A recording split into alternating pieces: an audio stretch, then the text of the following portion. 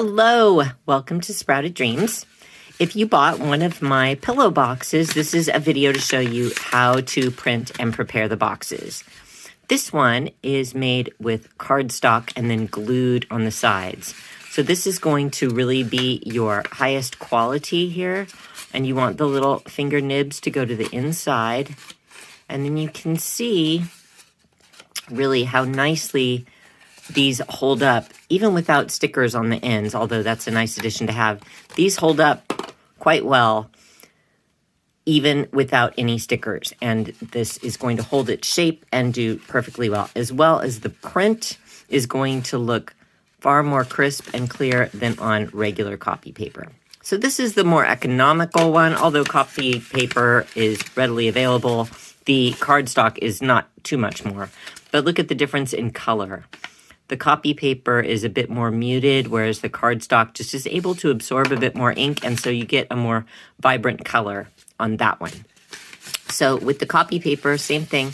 Put the little finger inserts folded to the inside, and then you take these to the outside. But this really needs a bit of tape or a sticker on the outside, and you can see that it just kind of wants to fold and fade back to its shape like this. So because the paper just doesn't have the same structure as the cardstock, although you can use this is going to be a far better result. But try it both ways and see what works best for you. I thought we would cut one out together and then you can see how it is assembled.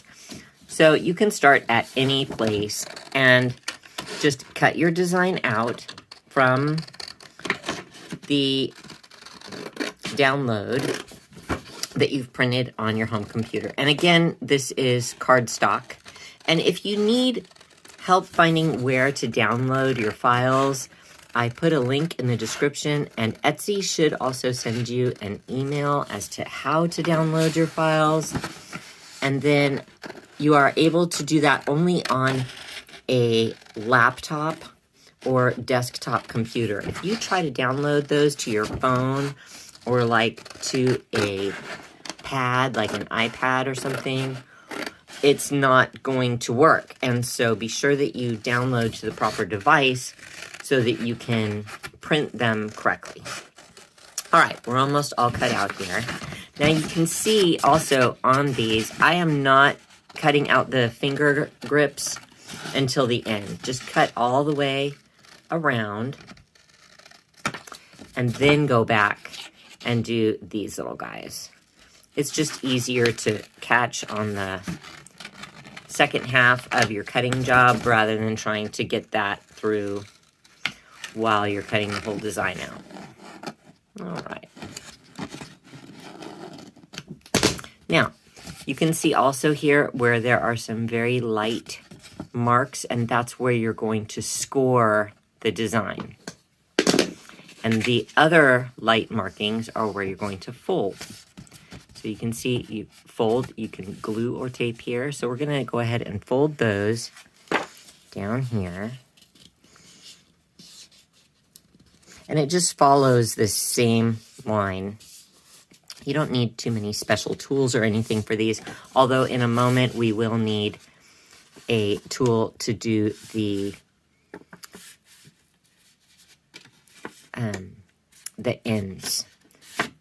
So there we are, all folded. Now this is actually going to glue onto the inside, but before we do that, we're going to do this sort of embossing, really.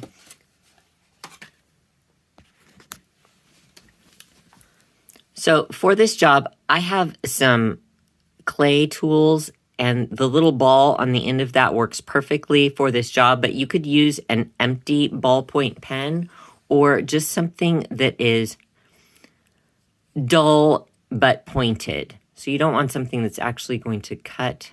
Let's see if I can get that to, maybe it'll like this side better. Come on, camera, get with the program. Something that is not going to cut through your paper, but just to make a ridge. So you can take your cardstock or other paper and take the pieces that you didn't use and just put that underneath because what you're going to do is follow this line and just push down on the top.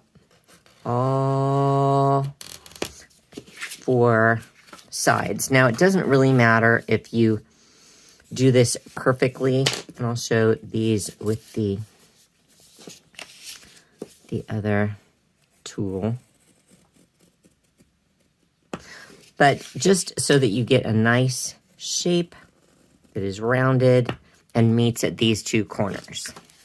So now, when you get to the other side, you can see that there's a little line. Can you see that?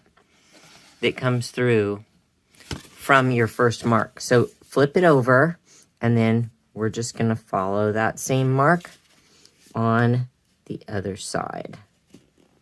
And in this way, you make a nice ridge, see, that is going to be where you are going to fold. So now that we have those nice and clear, and you can see it kind of made a little line there. So what we're going to do is first glue this flap down, and this glues to the inside. Now, I am using glue. You could certainly, like I mentioned at the beginning, just use tape, but just a little bit of glue set on there, and then fold this right over. Now, you can just hold that for a few minutes. Some people will do this and put some little clothespins, anything so that that just actually holds its shape until the glue grabs enough. This glue sets pretty quick, so I'm going to go ahead and go to our next step. You open it up just a bit, and you just pop that finger side to the inside. And then the next one will go right down.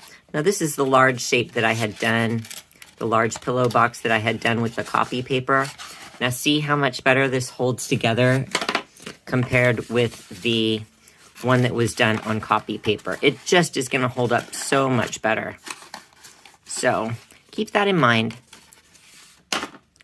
And that's all it is to the pillow boxes. You get a small, if I could hold on to it, you get a small one and a large one with each pillow box design. I hope you love yours. Fill them with lots of goodies. And hopefully I will see you in another video with another product.